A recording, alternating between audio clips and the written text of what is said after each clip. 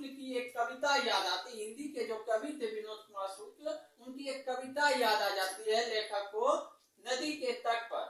क्योंकि लेखक नदी के तट पर बैठकर अनुभव करते हैं कि वह स्वयं नदी हो गए।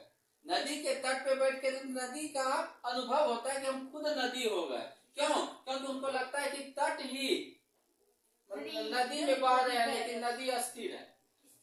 हाँ, इसी बात की पुष्टि करते हुए शुक्ल जी ने नदी चेहरा लोगों से मिलने जाने की बात कहते हैं। उनकी रचना लेखक को प्रासंगिक लगी, अतः लेखक को शुक्ल की कविता याद आती है।